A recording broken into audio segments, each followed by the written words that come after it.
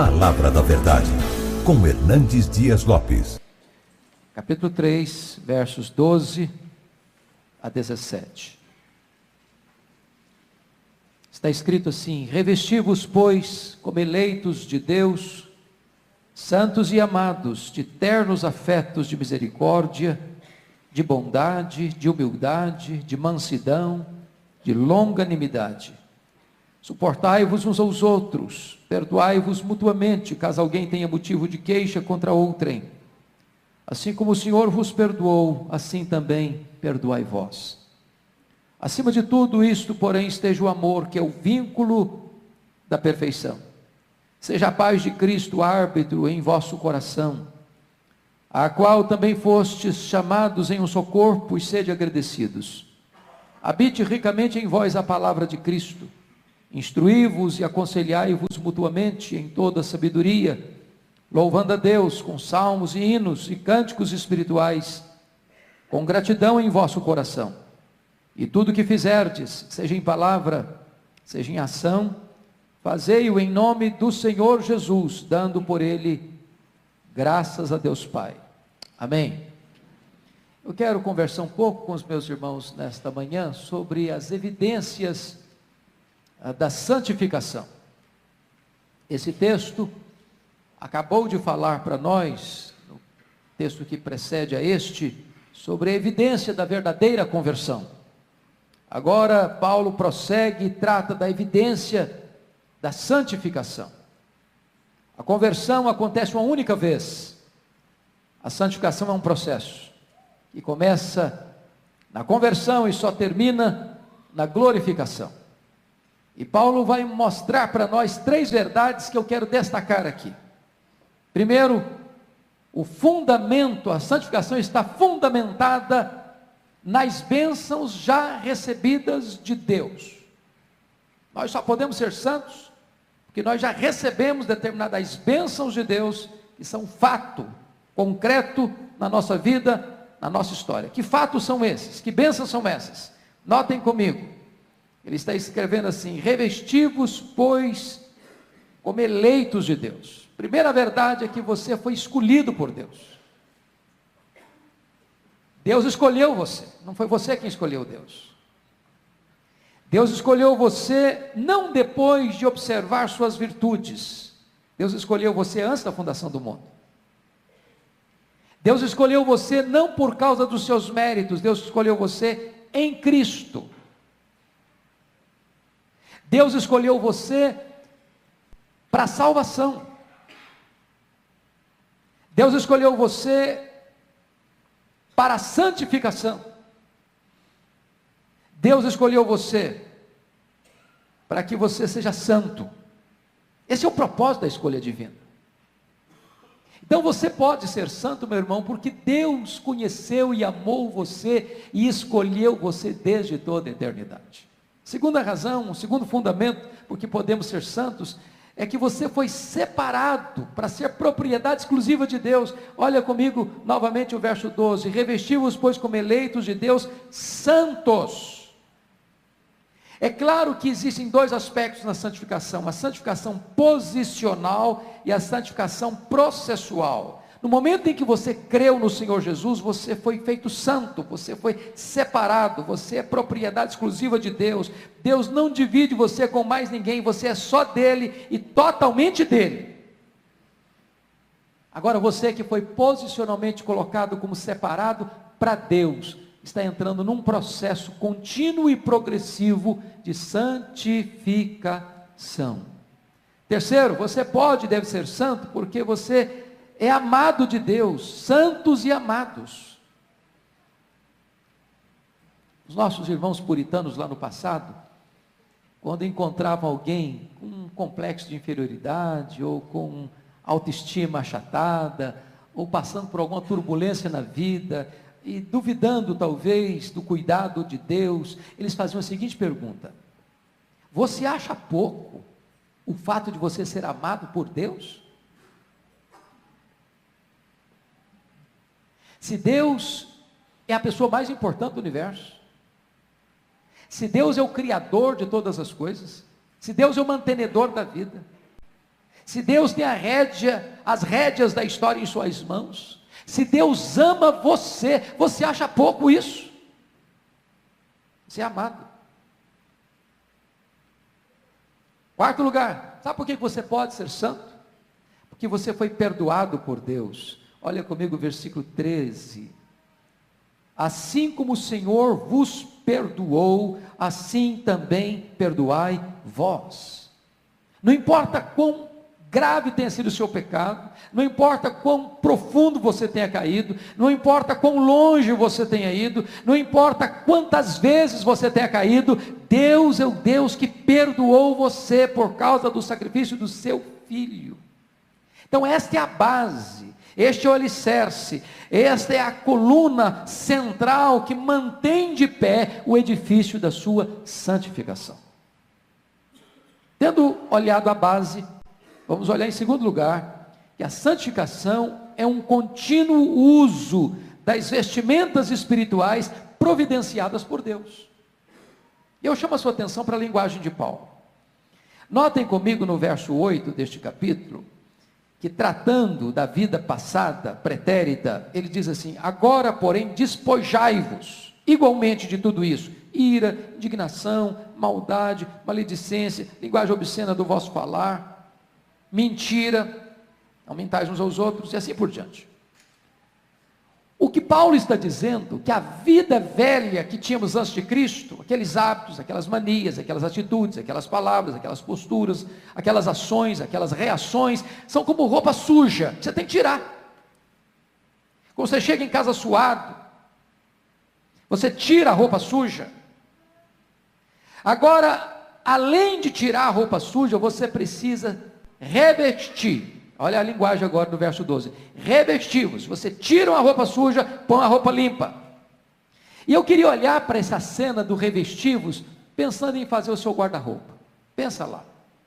Você vai dar uma mexida boa no seu armário. Você vai colocar lá algumas roupas de grife celestial. Você vai botar lá algumas roupas que não pode você deixar de usar se você quer se apresentar bem aos olhos de Deus e aos olhos dos homens. E do que você precisa se revestir? Vamos olhar o versículo 12. Revesti-vos como eleitos de Deus, santos e amados, primeiro, de ternos afetos de misericórdia. Santificação, irmãos, não tem apenas a ver com relação vertical com Deus. Tem também, sobretudo, a ver com a relação horizontal, como você lida com as pessoas. Não é uma questão puramente mística, de uma relação verticalizada. Santificação tem a ver com como é que você trata seu pai, como é que você trata sua mãe, como é que você trata seu marido, como é que você trata sua esposa, como é que você trata os seus filhos, como é que você trata os seus irmãos, como é que você trata as pessoas que convivem com você na escola, no trabalho. Santificação tem a ver com relacionamento. Então você não pode ser um homem, uma mulher espiritual, se você diz: não, eu oro 3 horas por dia, mas de repente em casa você grita com as pessoas, você é indelicado nos seus relacionamentos, você trata mal ao seu cônjuge, você grita com seus filhos, você não respeita seus pais. Santificação tem a ver com relacionamento. Então vamos ver. Primeiro, ternos afetos de misericórdia. Essa palavra, ternos afetos, traz a ideia de que isso vem das entranhas, vem das suas vísceras. Você tem que olhar para as pessoas com misericórdia e não com dureza, não com sentimento de vingança, não com revide, não para pagar na mesma moeda, não para ser duro, ser cáustico. Você precisa ter ternos afetos de misericórdia. O que é misericórdia? É inclinar o seu coração na miséria do outro. O outro está talvez sofrendo, o outro está machucado, o outro está ferido, o outro está necessitado, e você sente as suas entranhas se moverem de compaixão por essa pessoa. Segunda roupa que você tem que usar aí é bondade. Olha o verso 12. Revesti-vos de bondade. O que é bondade? É curioso que há um homem na Bíblia que é chamado de bom. Esse homem chama-se Barnabé. Barnabé foi um homem bom, cheio do Espírito Santo e de fé. O que é bondade? Barnabé foi uma pessoa que sempre pensou nos outros. O que eu posso fazer? O que eu posso fazer pelo outro? Ser bom é isso. É você identificar uma necessidade do outro e supri-la. É de você se aproximar de alguém não para explorar, mas para dar. Isso é ser bom. Seus atos são atos que visam ajudar, socorrer, suprir, atender a necessidade do outro. Então, Paulo está nos dizendo que se eu quero ser santo, eu preciso botar essa vestimenta da bondade, nas minhas palavras, nas minhas ações, nos meus gestos. Terceiro, você precisa se revestir de humildade. Preste atenção que humildade não é autoestima achatada. Humildade não é complexo de inferioridade. Humildade não é você dizer, eu sou um zero à esquerda, eu não presto para nada, eu não valho nada, eu sou pequeno mesmo, eu sou insignificante mesmo. Não, isso não é humildade. Isso é autocomiseração. Jesus foi humilde. Não tinha nada de autocomiseração, nem de complexo de inferioridade em Jesus. Ele sabia que ele era o Filho do Deus vivo. Humildade é quando você se aproxima do outro, pensando que o outro está numa posição superior a você. Humildade é quando você não olha o outro de tamanco alto. Quando você não olha o outro de cima para baixo. Quando você não despreza o outro no seu coração. Quando você não se sente melhor do que o outro e se coloca acima do outro. Isso é humildade. É buscar os interesses do outro, mais do que os seus próprios interesses. Você quer ser santo? Tem que ser humilde. Não dá para conjugar santidade com arrogância, com soberba, com altivez. Quarto lugar, olha a outra roupagem que você quer ser santo, você tem que se revestir de mansidão. E ser mansidão, desculpe a expressão, não é ser frouxo. Ser manso não é ser fraco. A palavra manso traz a ideia de um animal que foi domesticado. Pense comigo num cavalo fogoso. Para que alguém monte nele, e ele seja útil, seja para montaria, seja para o serviço, alguém precisa amansar aquela fera. Então mansidão é força sob controle, é poder sob domínio. Você ser manso. Por exemplo, a Bíblia diz que Moisés foi o homem mais manso. Quem era Moisés? Um grande líder, um homem com força, um homem com garra, um homem que encara a maior autoridade da terra daquela época, o faraó, e disse, deixa o meu povo ir, diz o Senhor, e enfrenta-o. O que é ser manso? Ser manso é você ter poder, você ter domínio próprio, e não exercê-lo para esmagar o outro, mas para ajudar o outro. Isso é ser manso. Você quer ser santo, meu irmão? Então você tem que revestir-se também de longanimidade. O que é longanimidade? Essa palavra significa paciência com pessoas complicadas. Ah, mas precisa de muita, não? Havia duas palavras no grego para paciência. A palavra paciência com circunstâncias difíceis e paciência com pessoas difíceis. Essa palavra aqui é paciência com pessoas difíceis.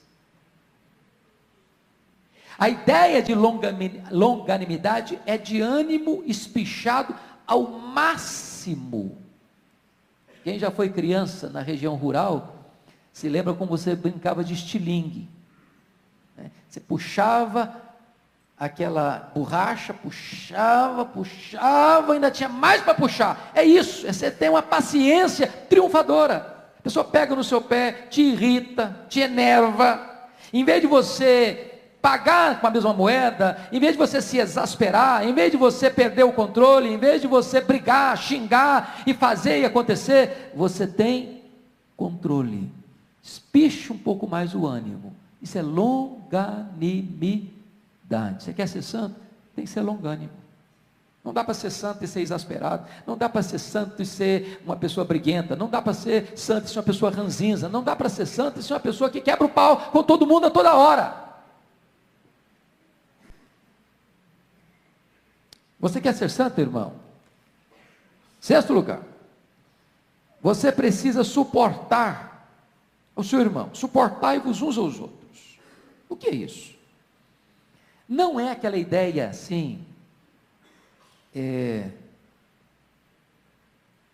estoica, dizer, mas eu tenho que aguentar aquele irmão, é duro, viu? Não é isso. Você trincar os dentes, eu tenho que aguentar esse irmão. Porque tem gente, irmãos, que não é fácil mesmo não, sabia? Não é fácil não. A ideia aqui não é essa de você aguentar, trincar os dentes, aguentar. Não, não é essa a ideia. A ideia aqui é de servir de suporte. De você oferecer o seu ombro. É de você pegar aquele irmãozinho mais fraco, mais complicado, e dizer, vem cá, meu irmão, deixa eu te ajudar. Suba no meu ombro aqui. Quero ajudar você. Quero suportar você. Quero ser um suporte para você. Quero encorajar você. Quero ajudar você. Quero estar do seu lado. Quero ser uma bênção na sua vida. Porque a nossa tendência, quando você encontra uma pessoa complicada, qual é? Cortar a volta. Você está indo aqui, se o cara está vindo, você pula para cá. Se a pessoa vem conversar com você, você já dá um jeitinho de dar a volta e conversar com outra, porque você não quer ser abordada por ela. Suportai-vos uns aos outros. Você quer ser santo? Faça isso. Sétimo lugar. Para ser santo, meu irmão, você tem que se revestir de amor. Aliás, vamos pegar a palavra perdão primeiro. Suportai-vos uns aos outros, perdoai-vos mutuamente, caso alguém tenha motivo de queixa contra outrem. Perdoar. Primeiro, não tem cristianismo sem perdão. Não tem. E perdão não é questão de justiça. Perdão é questão de misericórdia. Ninguém merece perdão. Se merecesse, não seria perdão. Não é verdade? Aí seria justiça. Eu estou dando para ele porque ele merece. É quando o outro erra com você. É quando o outro falha com você. É quando o outro pisa no seu pé. É quando o outro fere o seu direito. É quando o outro machuca você. É quando o outro fala mal de você. É quando o outro não corresponde o que você esperava dele. É que você exerce perdão. Mas por que devemos perdoar? Primeiro, porque nós temos queixas uns dos outros. Quantas queixas? Isso significa, irmãos, nós somos uma igreja, mas nós não estamos glorificados ainda. Nós não chegamos no céu ainda.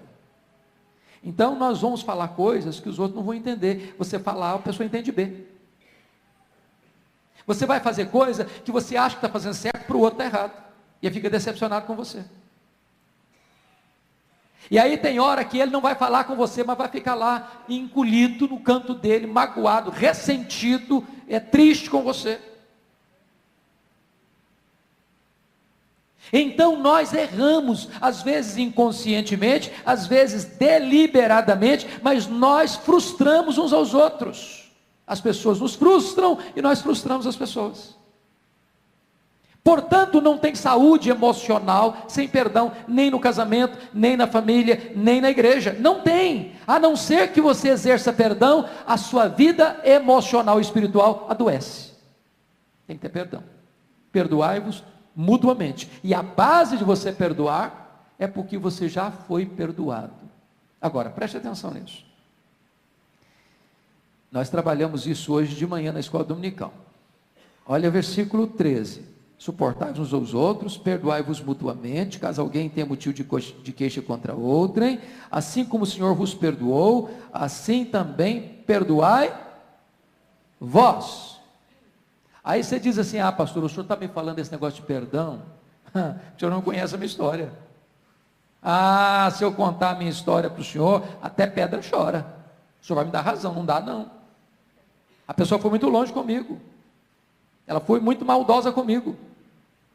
Não, essa pessoa não perdoou, não. Eu sinto muito. Não dá, foi demais.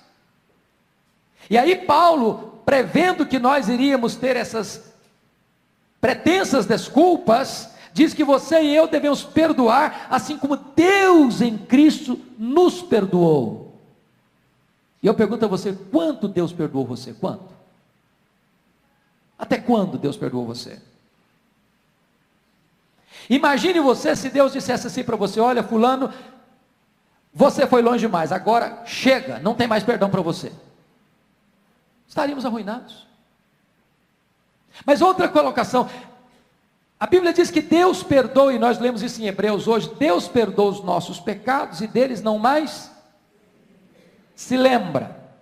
Eu conheço muito crente que vive atormentado na sua mente, na sua consciência, por não entender esse versículo. Porque a pessoa diz assim: eu perdoo, mas eu não esqueço. Se Deus perdoa, esquece. Então eu estou frito, porque eu não consigo esquecer. Deixa eu contar um fato para você, para ilustrar isso. Um dos dramas maiores da minha vida, talvez o maior até hoje, que eu já vivi, foi quando meu irmão foi assassinado. Eu já perdi irmãos de morte natural, e perdi um irmão, usando um termo humano, por assassinato. Não tem dor maior do que você perder alguém que você ama, assassinado. Mas essa dor se agravou porque quem matou meu irmão foi um primo dele, primo da mulher dele.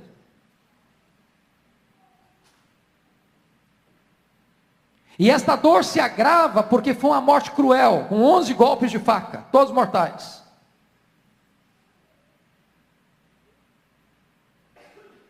E eu me lembro que a primeira palavra que Deus pôs na minha boca, depois que eu recobrei as forças, foram essas: eu perdoo o assassino.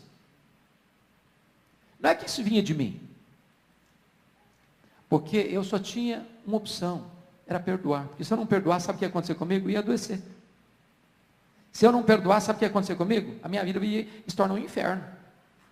Se eu não perdoar, sabe o que ia acontecer comigo? Eu tinha que abandonar o ministério. Era o primeiro ano do meu pastorado. Agora, se você me perguntar se eu esqueci o assassinato do meu irmão, eu me lembro quase todos os dias. Então o que é perdoar e esquecer? Não é ter amnésia. Perdoar e esquecer é você nunca mais cobrar aquela dívida. E você nunca mais lançar no rosto da pessoa que você perdoou a sua dívida, o seu pecado. É desse jeito, se você quer ser santo, é que você precisa perdoar. Mas finalmente, a última vestimenta que você precisa botar, está no versículo 14. Acima de tudo isso, porém, esteja o amor, que é o vínculo da perfeição. A palavra vínculo aí, irmãos, é muito curiosa. Vocês estão vendo essa costura aqui que liga a manga da minha blusa, da minha camisa com o corpo dela? Essa costura aqui chama-se vínculo. Vínculo. O que é o vínculo? O vínculo é aquilo que une todas as demais virtudes para fazer sentido. Porque sem amor não há cristianismo. Você não pode ser um cristão sem amor. Jesus Cristo foi claro: nisto conhecerão todos que sois meus discípulos, se tiverdes amor uns pelos outros. Então é hora de você sondar o seu coração. Meu Deus, eu amo verdadeiramente. E eu quero concluir com o último ponto, que você deve ser santo por causa da base, daquilo que Deus já fez por você. Você deve ser santo ao usar progressivo e constantemente as vestimentas espirituais que Deus providencia para você. Mas em último lugar, você deve ser santo, e é possível ser santo mediante o uso dos recursos que Deus providenciou para você. Que recursos são esses? São 3 mencionados pelo texto. Primeiro, a paz de Cristo. Olha o versículo 15 comigo. Seja a paz de Cristo o árbitro em vosso coração, a qual também foste chamados em um só corpo, sejam agradecidos. Notem você a ideia de árbitro. O que você lembra quando fala em árbitro? Futebol, não? Como é que chama o juiz do futebol? Árbitro. Para que ele está em campo? Quando o jogador comete uma falta, o que ele faz? Para o jogo. Para o jogo. Se a falta foi mais ou menos leve, só para o jogo e bate a falta, não é isso? Se a falta foi mais intensa um pouquinho, cartão amarelo para o cara. Se a falta foi gravíssima, cartão vermelho para ele. O que Paulo está dizendo é que você pode identificar se você está vivendo uma vida de santidade com um hábito que está dentro de você. E esse hábito chama-se a paz de Cristo. Deixa eu dizer uma coisa para você, de forma simples. Seu coração está angustiado? Isso é uma sirene, isso é um alarme. Isso é um sensor que Deus botou dentro de você, chamado a paz de Cristo. Se não está tendo paz no seu coração, para um pouquinho para examinar. De repente você está fazendo alguma falta aí. Está recebendo um cartão amarelo de Deus. Para, filho. Examina a sua vida. Você está fazendo alguma coisinha que está tirando seu sono? Para, filho. Olha lá. Dá uma examinada melhor. Sua atitude não está sendo correta. Está aí lá uma angústia lá no coração, falta de paz. É Deus mostrando para você, corrija a sua vida. Você está indo a algum lugar que você se sente desconfortável, porque você percebe que Deus não pode estar alegre com você ali. Meu filho, é a paz de Cristo que está faltando. Olha isso, examina isso. A paz de Cristo é o árbitro no seu coração. Segundo recurso de Deus para você ser santo é a palavra de Cristo. Olha o verso 16 comigo. Habite ricamente em vós a palavra de Cristo. Instruí-vos e aconselhai-vos mutuamente em toda sabedoria, louvando a Deus com salmos e hinos e cânticos espirituais, com gratidão em vosso coração. Esse texto, versículo 16, é um paralelo de Efésios 5, 18 a 20. Ou seja, habitar ricamente em nós a palavra de Cristo é a mesma coisa de ser cheio do Espírito Santo. Agora, para a palavra de Cristo habitar no seu coração ricamente, a primeira coisa que tem que fazer é ler.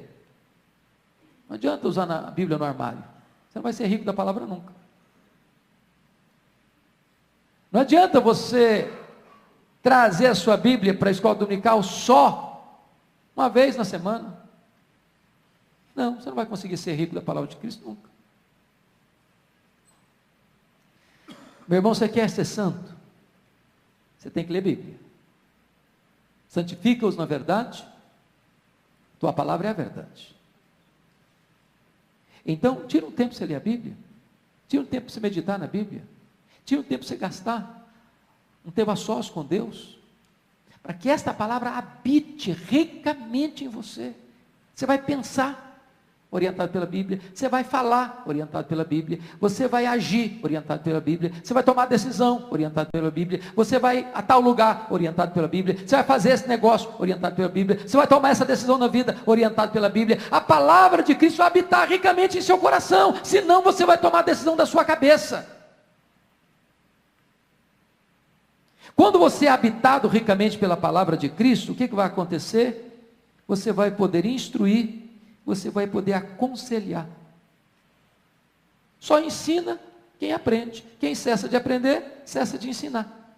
Se você não conhece, você não vai poder instruir ninguém. Se você não tem os valores de Deus, você vai aconselhar como? Vai aconselhar para o mal. E sabe, irmãos, nós somos conselheiros, querendo nós ou não. Nós estamos sempre instruindo as pessoas, ou para o bem, ou para o mal. De que maneira estamos aconselhando?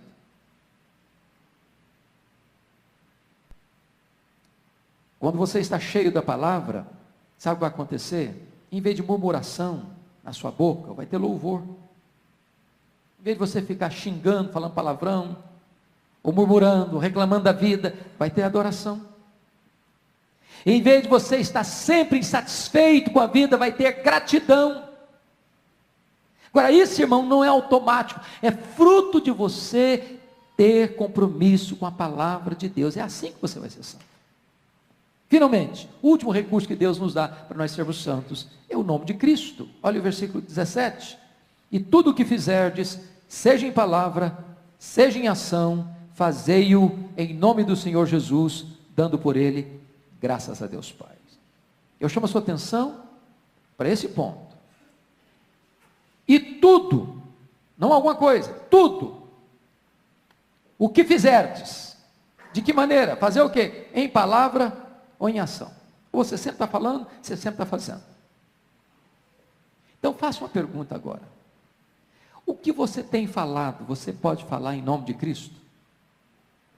O que você está fazendo, você pode dizer, estou fazendo em nome de Cristo? Isso é um ponto importantíssimo.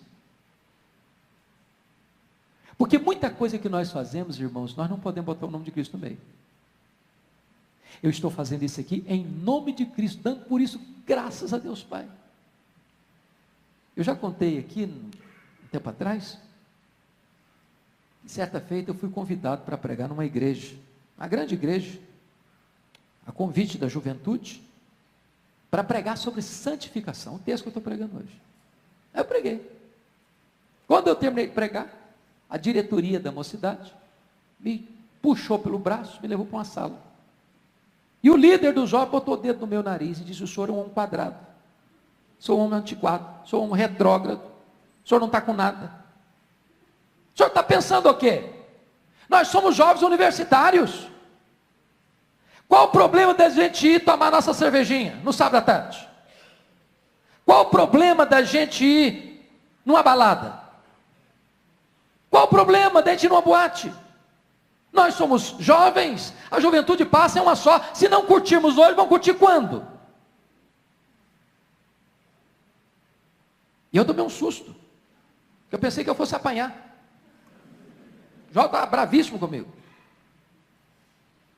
E eu me lembro que Deus me deu um insight na hora. Eu disse, jovens, primeiro eu estou aqui porque vocês me convidaram. Segundo, eu vim aqui para pregar. E preguei. E terceiro, eu estou indo embora.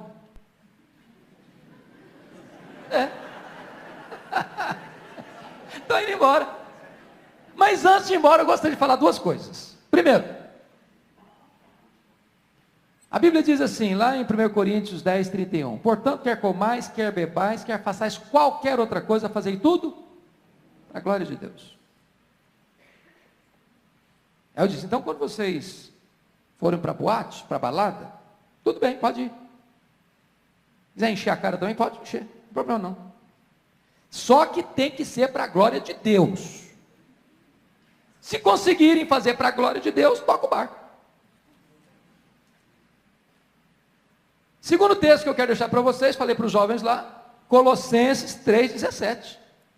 E tudo que fizer, seja em palavra, seja em ação, fazer em nome de Cristo, dando por isso graças a Deus Pai. Então vá para a boate, Senhor, graças a Deus que eu estou aqui nesse negócio. Olha que beleza, ó, enchendo a cara, louvado seja o Senhor. Eu estou fazendo isso em nome de Cristo. Se conseguir, toca o barco. E ó, puxei meu time. Fui embora, para não apanhar. O que eu jamais podia esperar é que uns 10 anos depois eu voltasse à mesma igreja e voltasse a convite. Meus irmãos, é claro que tem que ser convite, né? Que senão não dá certo. E aí acontece um fato muito curioso, porque uma irmã se aproxima de mim, me faz a pergunta mais inconveniente a fazer para um pastor. Nunca faça essa pergunta para um pastor. O senhor se lembra de mim? Essa pergunta é cruel. Bota a gente em maus lençóis. E a pessoa espera que você se lembre e fica decepcionada se você falar que não se lembra. E eu disse, minha irmã, a senhora me perdoe, mas eu não lembro não. Ela me disse, pois eu sou a mãe do rapaz que botou o dedo no seu nariz. Eu tomei um susto, falei, pronto, agora apanho de novo. Eu falei, e aí, como é que aconteceu com ele? O que aconteceu na vida dele? Ela me disse assim, pastor, Deus usou o senhor naquele dia. Meu filho tinha uma vida mundana.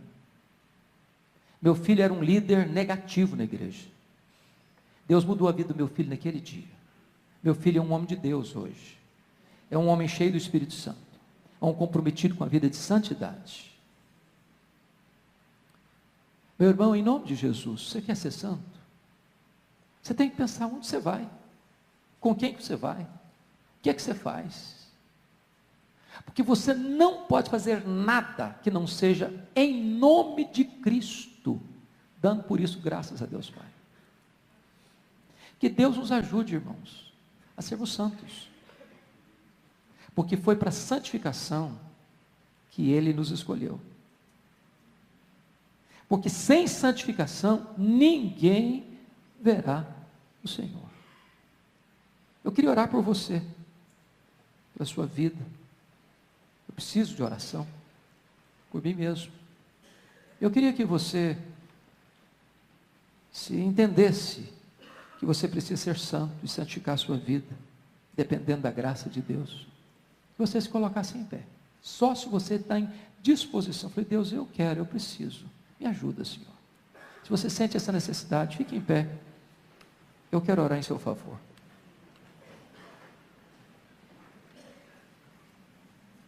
Ó Deus, nós estamos aqui hoje na tua casa, reconhecidos, Deus, do quanto tu fizeste por nós. Tu nos escolheste desde a fundação do mundo. Ó Deus, nós somos amados por ti. Tu nos perdoaste, ó Deus. Nós fomos acolhidos por tua graça. Fomos remidos pelo sangue de Jesus. Nós somos propriedade exclusiva tua, ó Deus. Mas agora, Pai, ajuda-nos a sermos santos. Ajuda-nos. Porque tu sabes que a nossa inclinação, a nossa tendência humana nos empurra para o lado oposto. Ajuda-nos a nos relacionarmos uns com os outros de modo saudável, a termos compaixão, misericórdia, a termos bondade, a termos mansidão, a termos longanimidade, a exercermos perdão, a suportarmos uns aos outros em amor. Ajuda-nos, Deus. E não permita, Senhor, que caminhemos pela vida desobedecendo esse árbitro que está dentro de nós, que é a paz de Cristo. Não permita, meu Deus, que sejamos crentes rasos, que não tem tempo para estudar e meditar na tua lei, na tua palavra. Não permita, meu Deus, que nós tenhamos palavras e atitudes que não sejam em nome de Cristo e para a glória do teu nome. Ajuda-nos a sermos santos, como tu és santo. É a nossa oração, em nome de Jesus. Amém.